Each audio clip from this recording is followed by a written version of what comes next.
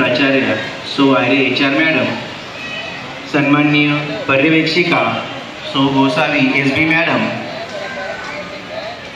शिक्षक पालक संघाच्या सहसचिव सौ शेवाळेताई या ठिकाणी सर्वांचं आगमन होत आहे।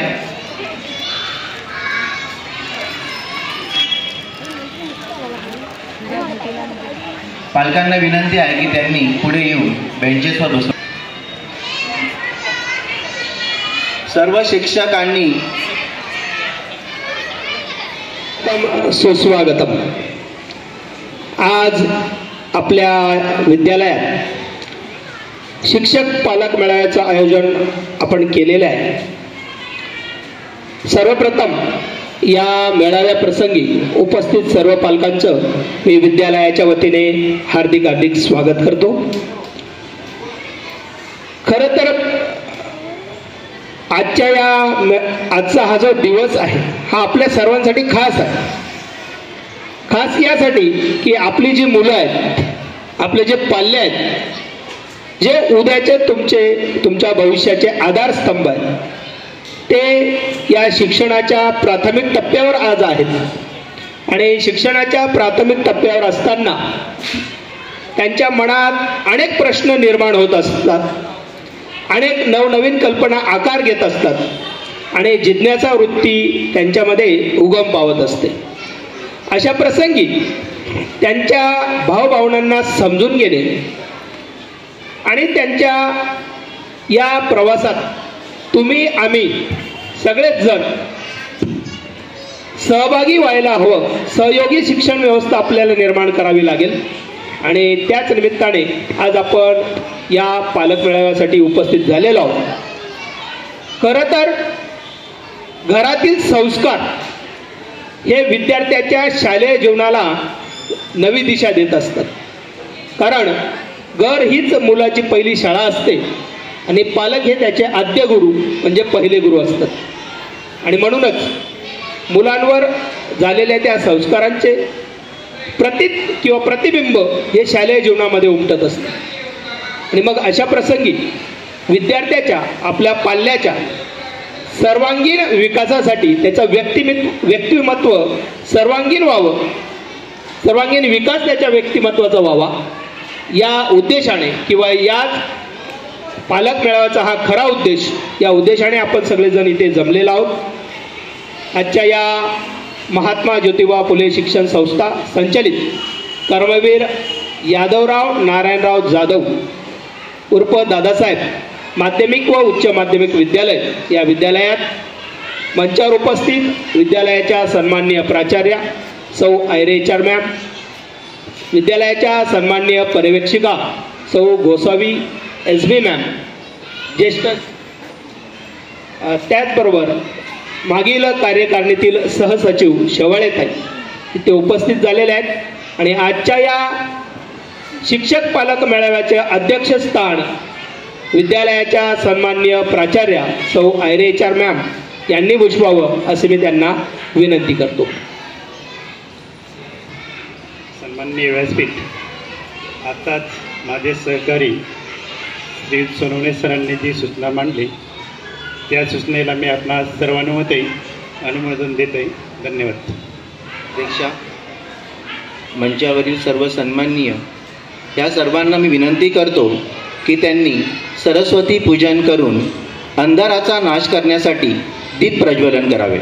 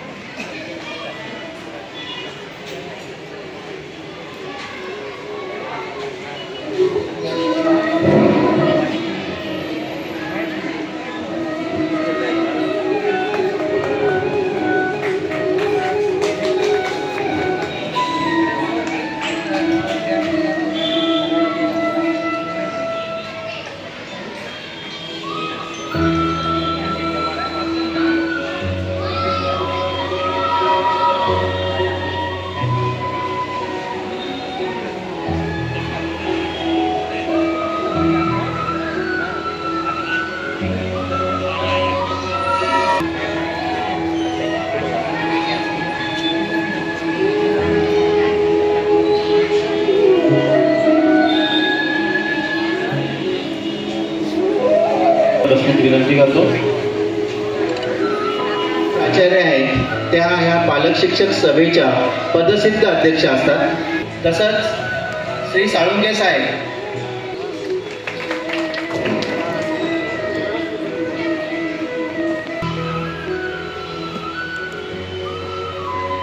येत आहेत. त्यांचं टाळ्यांच्या गजरात स्वागत.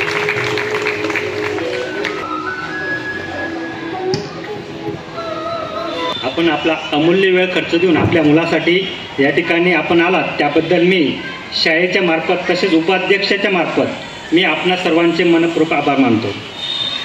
मागच्या वर्षी सर्वांनी मला आपल्या हृदयापासून उपाध्यक्ष या पदासाठी निवडणूक केली होती. त्याबद्दल मी आपले पुनश्च्या शब्दप्रभू आभार मानतो. मागच्या वर्षी ज्यावेळेस मी उपाध्यक्ष या शाळेचं झालो त्यावेळेस मी या शाळेला खरी ओळख मला पटली. मी या शाळेला महिन्यातनं एक दिवस चक्कर दिला आणि भोजनाविषयी माहिती असेल आणि विद्यार्थ्याची शिक्षकाविषयी माहिती असेल ती मी अहिरे मॅडमांना स्वतःहून फोन लावून माहिती विचारली आणि मॅडमांनी त्या वेळेस मला त्या माहितीचं सोनं करून दिलं.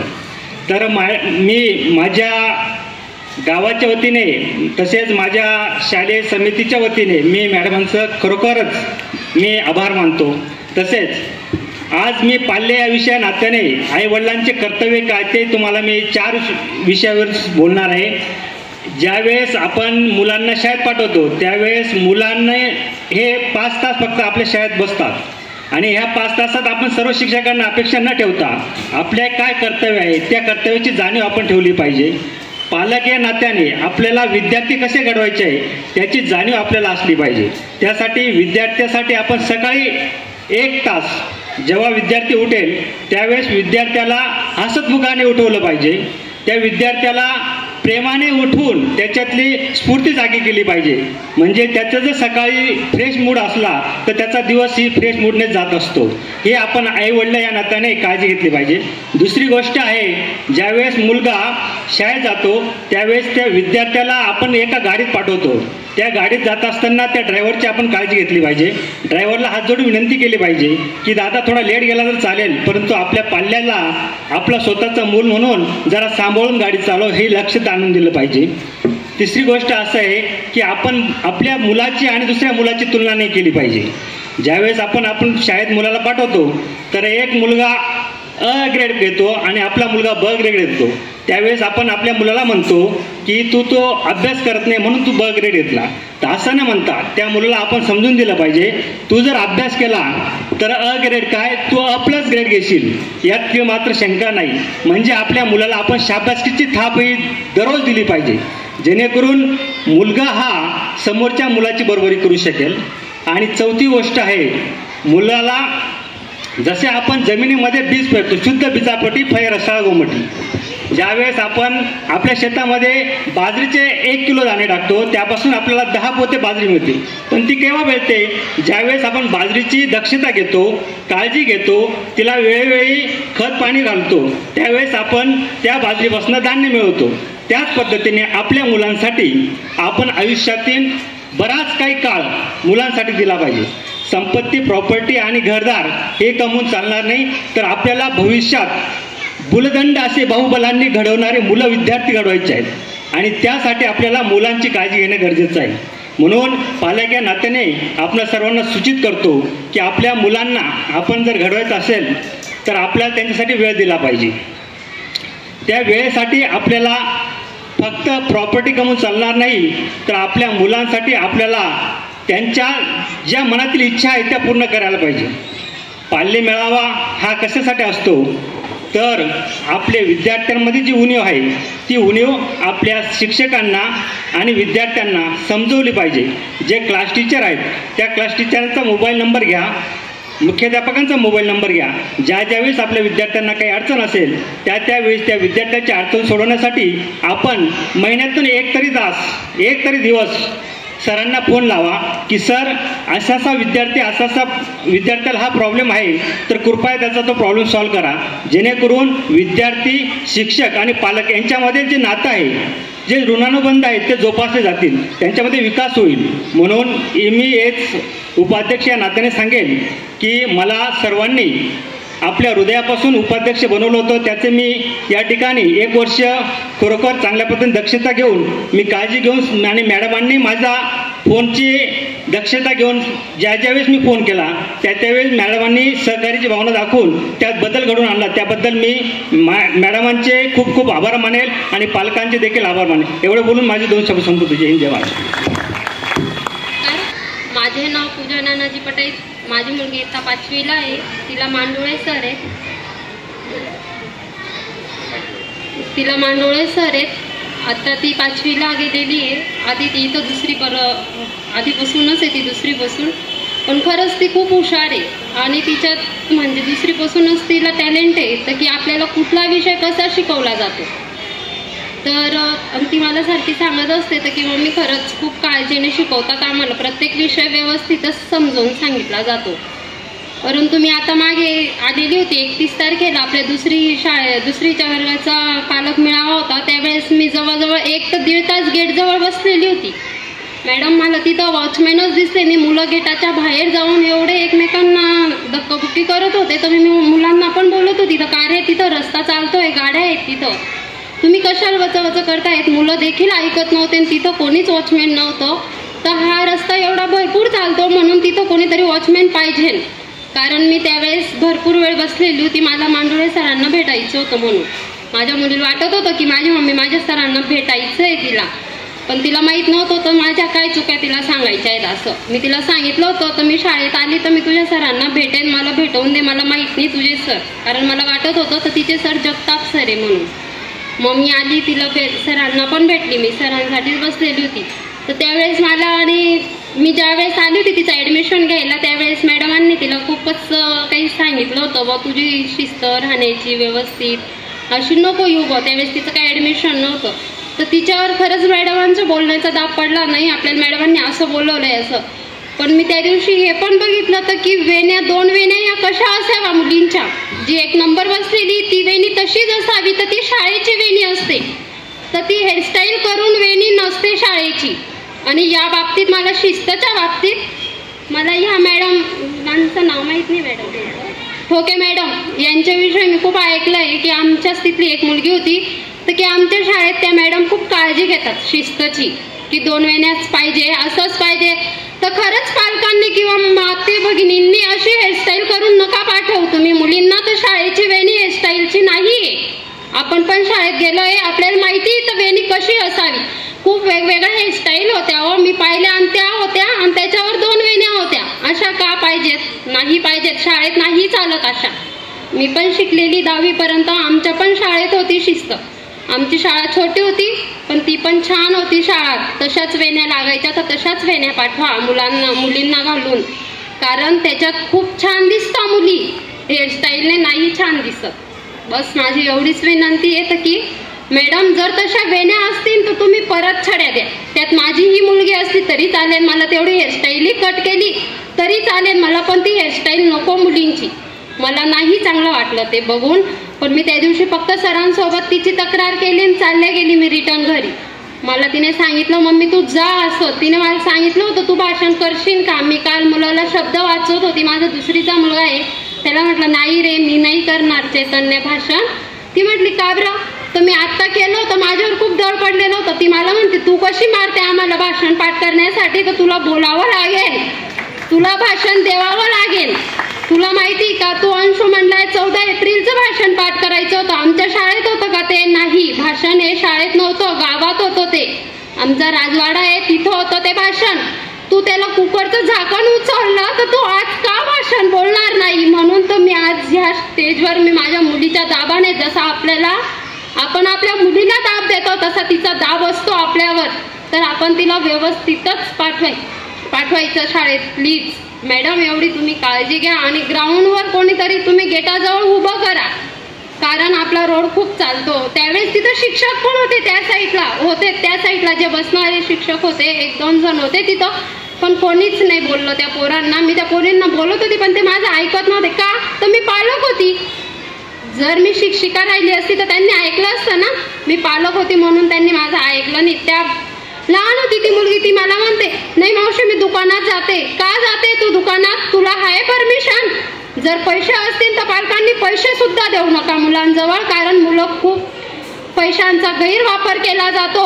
पैसे नको असेल मुलांजवळ. मी त्या दिवशी सरांना विचारलं, मांडोळे सरांना, सर गणपती बनवायला किती पैसे लागतील? माती सरांनी मला सांगितलं की 20 रुपये किलो असेल, 30 रुपये किलो असेल. तरी मी तिला सांगितलं जर 20 असेल तर 60 रुपयाची घे, 3 किलो तुला लागेल तशी. तर तिने तो गणपती बनवला. त्यावेळेस ती पवार सरांच्या बरोबरीला गेली तर ती म्हटली तर मी पवार सरांसारखाच गणपती बनवेन आणि त्यांच्याच स्टेटला येईन, तर की मी पण लवकर गणपती बनवेन. मी तिला घ्यायला आली ना त्यावेळेस तिचा गणपती झालेला होता आणि ती दुसऱ्या मुलीला मदत करत होती. तिला मी म्हटली का ग ते कोणते सर होते? ती म्हटली आमचे पवार सर होते, त्यांनी आदल्या दिवशी व्हिडिओ टाकलेला होता मम्मी त्याच्यावर. तर मी तिला नमस्कार. आज पालक मेळावा आहे. मुख्याध्यापकांना सर्व शिक्षकांना माझा नमस्कार. माझा मुलगा इथं पहिलीपासूनच आहे, म्हणजे त्याचं बालवाडी पण इथंच केलेली आहे आणि पहिलीपासून तर आता तो 9वीला गेलेला आहे. त्याचा अभ्यास चांगला आहे आणि मेन म्हणजे शिक्षक पण वेळोवेळी बोलत राहतात. कटिंग केलेली नाही राहिली तर कटिंग करून या, नखं कापून या. पोरांना हे सूचना देणं गरजेचं आहे. आपणही घरी सांगायला पाहिजे मुलांना, जेणेकरून मुलात शिस्तता येते. आणि जर आपल्या मुलांना जर काही येत नाही राहिलं तर शिक्षकांनी पण जे त्यांना सांगतात शाळेतच ते घरी येऊन आपल्याला लगेच सांगायला पाहिजे पोरांनी. आत्तापर्यंत 9वीला येतो, आत्तापर्यंत जर त्याचा काही अभ्यास झालेला नसेल किंवा त्याला काही आलं नसेल तर शाळेत येऊन शिक्षकांना भेटल्यावर त्यांना सांगितल्यावर त्यांनी ते सांगितलं जाय. आणि मुलांना घरी येऊन आपण त्या गोष्टींची काळजी घ्यायला पाहिजे. आता आमचा तो व्यवसाय आहे माळांचा, फुलांच्या माळा करावा लागतात, तो आम्हालाही मदत करतो आणि त्याला आम्ही एकच सांगतो की तू चांगलं शिक्षण कर, अभ्यासाकडे लक्ष दे. तर पोरांचं कसं राहतं, अभ्यास झाला की खेळायला चालले, कुठं जातोय काय जातोय आई वडिलांचं एवढं लक्ष नाही राहत, कारण की सगळेजण आता कामात राहतात. आमचा व्यवसाय असा आहे की आम्हाला आपण एवढा वेळ तर नाहीच राहत, पण आमचं एक काम आहे की तू शिक्षण कर आणि तुझ्या अभ्यासक्रमामध्ये तू पुढे जाय. कारण की आपण जे करतोय ते पोरांना नको, पण आपलंही काम आहे मुलांना सांगायचं की तुम्ही हे जे आहे बाहेर पण असे पोरं आहेत शिक्षण क्षेत्रात असतानाच दुसऱ्या काही गोष्टी करत राहतात. पण माझं एकच म्हणणं आहे की आपल्या मुलाकडे लक्ष पाहिजे, काय करतोय काय नाही, कुठं जातोय आणि वेळोवेळी त्याची काळजी घ्यायला पाहिजे. आणि शाळेतही आपण त्यांचे क्लास सर कोण आहे, काय चालू आहे शाळेत, काय कार्यक्रम चालू आहेत, सगळं आपलंही लक्ष पाहिजे त्या गोष्टींकडे. आज पालक मेळावा होता, तो काल घरी आल्या बोलला मला की मम्मी आमच्या शाळेत उद्या पालक मेळावा आहे म्हणे. त्याला मी बोलली, मी काल मॅडमांना भेटायला आली होती. तो म्हणे आज पालक मेळावा तुला भेटता का नाही, पण म्हटलं मला यावंच लागेल, पालक मेळावा आहे. तर 4थीला आपले मंडळ सर होते, करोना पिरियडमध्ये वारले ते सर. तर तेव्हाही जेव्हा तो लहान होता तेव्हाही पालक मेळाव्यामध्ये आलेली आहे आणि आताही जो पालक मेळावा आहे त्याची प्रगती खूप चांगली आहे. पण माझं एकच म्हणणं आहे, जर त्याला काही आलं नाही तर तुम्ही तशी सूचना द्या, घरी कळवा, म्हणजे पाल्यांनाही कळवेल की आपला मुलगा कुठं अटकतोय. आणि शाळेचे सरांकडे त्याच्या क्लास वगैरे चालू आहेत तर त्याची प्रगती चांगली आहे. तर एकच म्हणणं आहे की त्याच्याकडे लक्ष राहू द्या आणि जर त्याचं काही चुकलं तर तसं तुम्ही आम्हाला वेळोवेळी कळवा. बस एवढंच माझं म्हणणं आहे. धन्यवाद. मी अशोक रघुनाथ कदम जिवाडी बुद्रुक. आमच्या इथं दोन्ही नाता, एक 3रीला आहे, एक 7वीला आहे. आता जवळजवळ म्हणजे 4-5 वर्षापासून आम्ही इथं शाळेला टाकलेलं आहे. पण शिक्षण वगैरे एकदम व्यवस्थित असल्यामुळे आणि जाण्या येण्याची सोय बी व्यवस्थित लागलेली आहे, त्याच्यामुळे काही अडचण येत नाही. तर आता मी थोडी एक लहान नाते, ती 3रीला आहे, ती थोडीशी यंगरटपणा करत होती ना. मी इथं येऊन पल्लवी मॅडम यांना सांगितलं की बुवा असं आहे बुवा, थोडं लक्ष द्या. आता ती जवळपास म्हणजे अभ्यास करायला लागली आणि बरोबर घरी आल्यानंतर अभ्यास करते, इथं बी येऊन एकदम व्यवस्थित अभ्यास करते ती आणि काही तकलीफ नाही, काही नाही आणि व्यवस्थित चालू आहे. धन्यवाद. माझं नाव गांगोडे अशोक, मी राहणार दैवाचं आहे. सर्वप्रथम मी उपस्थित मंचावरचे आजचे अध्यक्ष मुख्याध्यापिका मॅडम तसेच सर्व शिक्षक कर्मचारी आणि जमलेले सर्व पालक यांचं मी विशेषतः आभार मानतो. आणि सांगण्याचं आणि या ठिकाणी भाषण करण्याची वेळ आली आहे. भरपूर असे काही भाषणे केलेली नाही मी, परंतु एक बोलण्याचा योग आला आहे. थोडक्या मोडक्या शब्दात काय ना मी तुम्हाला सांगतो. शाळेच्या त्रुटी, मुलांच्या त्रुटी आणि पालकांच्या त्रुटी या तीन जर एकत्र करून त्यांच्यात आपण मार्ग काढण्याचा प्रयत्न केला तर पाल्य जो आपला असतो हा निश्चित यशाचा शिखर गाठण्याचा प्रयत्न करत असतो. विशेषतः शाळेच्या आजच्या शिक्षकांच्या विषयी जर बोलायचं असलं तर स्टॉप अतिशय खूप चांगला आहे की त्याला चांगलं म्हणणं बी उपमा कमी आहे आणि उत्कृष्ट म्हणणंही उपमा कमी आहे. याच्या पलीकडचे स्टॉप आहेत. जे मुलं खेड्यातून विशेषतः येत आहे ते अक्षरशः मराठी माध्यमातून येत आहेत आणि इथे सेमीचं क्षेत्र ज्यावेळेस चालू होतं त्यावेळेस मुलांवर असलं जर दडपण असतं की आपण सेमीला टिकू का नाही, परंतु बऱ्याच ठिकाणी शाळेची अशी मेथड असते कडक, जे आजकाल आपण या शाळेकडे आपले पाठ असते आणि जे आता जे फीस भरून ज्या शाळेत आपण मुलं पाठवण्याचा प्रयत्न करता काही पालक, ते त्या पाल्यांची आणि आपल्या पाल्यांची बरोबरी तुम्हाला करायची असेल तर फक्त उभं करायचं आणि फक्त विचारायचं की तुमच्या शाळेचे शिक्षक कसे आहेत. याच्यावरून तुम्हाला कळून जाईल की त्या शाळेचं बॉदरेशन असतं, या शाळेवर मुलांवर बॉदरेशन नसतं. जो मुलगा चुकत असता त्याला कसं समजायचं हे ह्या शिक्षकांकडनं शिकण्याची एक उत्कंठ असते. दुसरी गोष्ट, ज्याप्रमाणे शिक्षकांवर म्हणजे मुलांवर ज्यावेळेस जसं शिक्षकांचं लक्ष आहे तसंच माझं असं म्हणणं आहे शिक्षक जे पाल्य येतात त्यांचे पालक जे कधी शाळेत आले त्यावेळेस मुख्याध्यापिका मॅडमने विशेषतः लक्ष द्यायला पाहिजे. हे आवर्जून मी लक्षात घेतलं पाहिजे मॅडम. कारण ज्यावेळेस तो पालक येतो तो काहीतरी आशेने येतो, त्याचा काहीतरी प्रॉब्लेम असतो, तो शाळेत आल्यावर तुम्ही कमसे बोलू नका पण सीमित भाषा तरी झालं पाहिजे की जेणेकरून त्या पाल्याला वाटलं पाहिजे की शाळेत आल्यावर मला काहीतरी हे मिळालं बुवा असं. दुसरी गोष्ट, सर्व शिक्षकांचं नाव घेणं मला थोडंसं अवघड झालं कारण बऱ्याच शिक्षकांची नावही माहीत नाही आणि फक्त तोंड ओळख आहे आणि हे सरांचं काय असं सांगणंही मलाही वाटेल. पण विशेषतः खेड्यावरून येण्यासाठी या मुलांसाठी जे सोनवणे सर, मंडळे सर, पात्रे सर, बच्चाव सर हे आहेत यांचं विशेषतः अजून भरपूर शिक्षक आहेत, तोंड ओळख आहेत, पण मी बोट करून सांगू शकत नाही हे शिक्षक ते शिक्षक म्हणू शकत नाही असो. दुसरी गोष्ट, दुसऱ्या सत्राच्या मुलांच्या विषयी बोलायचं ठरलं तर विशेषतः बच्चाव सर आणि ठोके मॅडम हे जसं ठोकून काढता मुलांना तसं त्यांच्या नावातच ठोकी आहे. त्याच्यामुळे विषयच नाही आहेत की ते कसे आहेत याच्यावर बोलण्याचा. करण्यात आलं होतं त्याबद्दल मी अंकुश वाल्ले सरांना इथं बोलवतोय आणि ठोके मॅडम, स्वातीताई इथं या, त्यांचाही मी इथं सत्कार करतो. एवढे सीडी मॅडम पुढे आहेत.